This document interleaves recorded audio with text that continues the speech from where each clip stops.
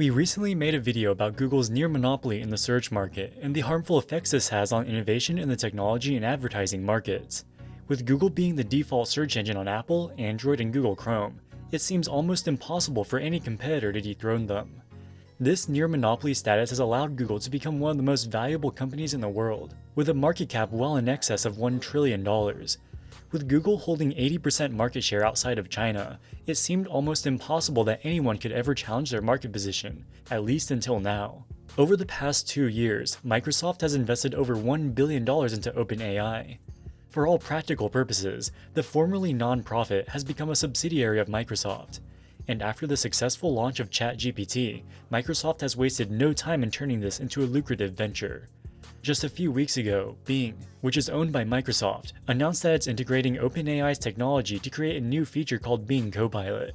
Bing Copilot will add a chatbot so you can talk to Bing just like how you would talk to a normal human, very similar to ChatGPT. Within 2 months of operation, ChatGPT garnered over 100 million users, making it the fastest growing online app ever. If anything, the new Bing chatbot will be even better than ChatGPT, because it incorporates the same technology but without a knowledge cutoff date. This is a massive competitive threat to Google, and they know it. If people can get a better experience from Bing Copilot, they'll finally abandon Google search. As soon as they saw the success of ChatGPT, Google knew that they needed to make a response. So they scrambled to announce their new AI-powered chatbot called Bard on February 6th. While it is still in beta mode, based on their presentation, we can see that it's basically a competitor to ChatGPT. However, analysts and investors were not impressed. Google published an example to showcase Bard's capabilities. They asked, "What new discoveries from the James Webb Space Telescope can I tell my 9-year-old about?" According to Bard, James Webb took the very first pictures of a planet outside of our own solar system. This was published on the official Google Twitter page. Maybe this is a good thing to tell a 9-year-old, because only a child would believe something so obviously false. The James Webb Telescope has in fact taken pictures of planets outside of Earth's solar system. Bard probably sifted through the internet and found this article posted on NASA's website, titled "NASA's Webb Takes Its First Ever Direct Image of Distant World," published in 2022.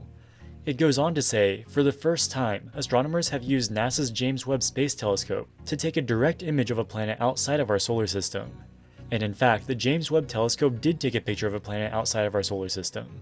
However, later on in this exact same article, it says, this is not the first direct image of an exoplanet taken from space. The Hubble Space Telescope has captured direct exoplanet images previously. So Bard's claim that the James Webb Telescope took the very first pictures of a planet outside of our own solar system is factually incorrect, and this can be easily verified through a Google search.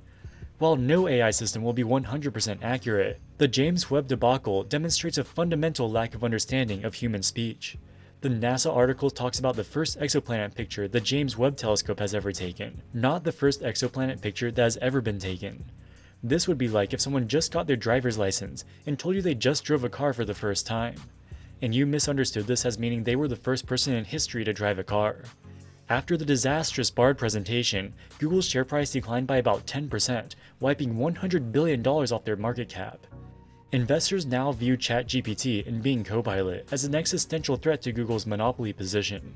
But how is this possible? Google has over 150,000 employees who make well over 6 figures on average. How can they be so incompetent as to not even be able to make a working AI chatbot? Of course, Microsoft and Google aren't the only companies involved in artificial intelligence. If you want to find other stocks in the AI space, the best place to begin your research is with Moomoo's ChatGPT concept function. Just input ChatGPT in the search box, and you can see a list of stocks either involved in or potentially benefiting from the growth of generative AI technology. They have a whole host of other concepts if you want to find stocks related to things like robotics, unconventional oil, the metaverse, and dozens of others. While you still have to do your own research, Moomoo's concepts are a great place to identify candidate stocks if you want exposure to a specific industry or investing theme. They're currently running a limited time promotion where you can get up to 17 free stocks when you make a qualifying deposit. This includes 2 free stocks from their ChatGPT concept list.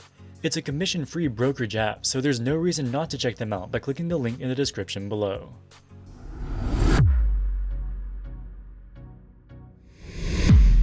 In 2022, Google spent almost $40 billion on research and development. This allows them to hire tens of thousands of highly paid engineers and scientists with access to vast supercomputing networks. OpenAI has less than 400 employees. Even after receiving a $1 billion investment from Microsoft in 2019, their spending is little more than a rounding error compared to Google's budget. How is it the case that OpenAI was able to create ChatGPT, which has humiliated Google's Bard chatbot in terms of accuracy and popularity? It's important to note that there is surprisingly little correlation between a company's research and development budget and how much innovation they can achieve. Take the example of IBM, which dominated the computing market during the 1960s through the 80s. During the 1990s, Microsoft's resources were tiny compared to IBM. Nevertheless, the Microsoft Windows operating system crushed IBM, and today IBM is little more than a shell of its former self. IBM almost certainly had the technical capability to create something at least as good as Windows, but they were worried about personal computers cannibalizing their highly profitable mainframe business, which was dominant at the time. Another example is General Motors. In 1996, GM released the first modern battery electric vehicle called the EV1. The EV1 was a commercial failure.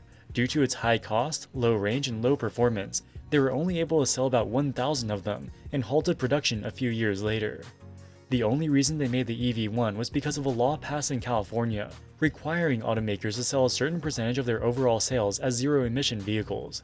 By the early 2000s, intense lobbying by the automobile industry and numerous legal challenges forced California to get rid of the zero-emission requirements. GM went back to focusing on its far more profitable internal combustion engine cars. Over the next 20 years, Tesla, with a tiny fraction of GM's resources, was able to become the dominant electric vehicle producer in the US. And today, its market value is many multiples of GM's. Obviously, it does require money to develop new innovation, but money is not the only factor, and often is not even the decisive factor. You also need the freedom to develop a completely new business model. This is a luxury that many established companies simply don't have.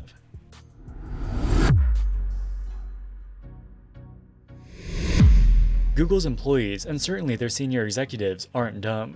They know that ChatGPT is a massive threat, but the whole point of a dilemma is that no matter how smart you are, there are no good options. Brett Winton, the chief futurist of ARK Invest, explains the difficulties facing Google in this recent interview from CNBC. We think that it's roughly a penny and a half of revenue per Google search, and it might cost you a penny to run the AI model if you're running a large language model inference against that Google search. Well, that actually stacked on top of the other infrastructure of providing that search, that might eat all of the operating profit of a search if they're forced to do that. And so just from Google's perspective, going from a highly profitable business to a business that's marginally profitable is a big transformation. Shortly after ChatGPT was launched, it became so popular that their servers reached max capacity, and most users were unable to access it most of the time.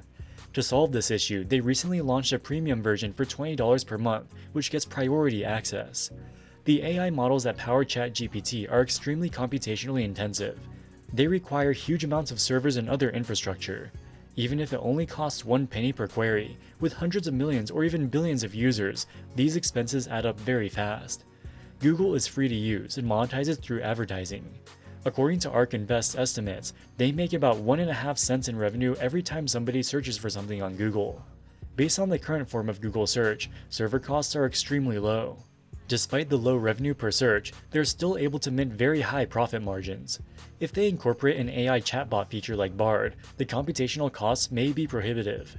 Because of this, they've only put limited resources behind their Bard chatbot, leading to its inferiority as compared to ChatGPT. Google has been put in a very difficult position. They can either invest into Bard and bring it up to the level of ChatGPT, but this will risk cannibalizing their existing search business. Alternatively, they could continue with business as usual, hoping that ChatGPT and Bing Copilot don't catch on. Neither are great options.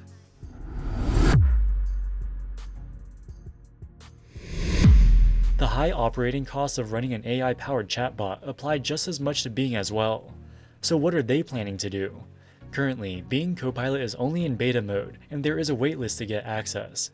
It's highly unlikely that Bing Copilot will be freely available to the general public, at least not in its most advanced form due to the computational cost issues we discussed previously. The software developer platform GitHub, which is owned by Microsoft, recently launched GitHub Copilot, which also uses OpenAI's technology to help computer programmers write code based on natural language prompts. The Copilot feature costs $10 per month. For a professional software engineer, this is a palatable price to pay. If GitHub Copilot can increase your coding productivity by even 10%, $10 per month is a low price to pay. However, for members of the general public, $10 per month for a slightly better web browsing experience may not be worthwhile. So what will be the solution? We have some hints already from the Bing image creator. Using OpenAI's technology, this tool allows you to create paintings based on text prompts you give it.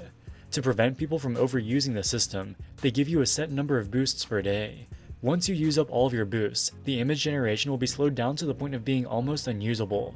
This way, they can keep the service free while greatly limiting the computational requirements. They may do something similar with Bing Copilot. You might be able to give it a certain number of queries per day for free, but beyond that you have to either pay a fee or suffer from reduced speed. There's no doubt that the introduction of Copilot will increase the cost for Microsoft to operate Bing. But if this causes enough users to switch from Google to Bing, this may be worth it. If Bing Copilot becomes successful, Google will be forced to offer a similar offering with Bard on Google Search. The critical importance of Bard is why they rushed to put out their demonstration in February before the technology was ready. At this point, it's still too early to hold a funeral for Google's dominance in the search market. But with the rise of AI chatbots, its monopoly position looks more vulnerable than ever. Alright guys, that wraps it up for this video. What do you think about Bing Copilot and Google's Bard demonstration? Let us know in the comments section below. As always, thank you so much for watching and we'll see you in the next one. Wall Street Millennial, signing out.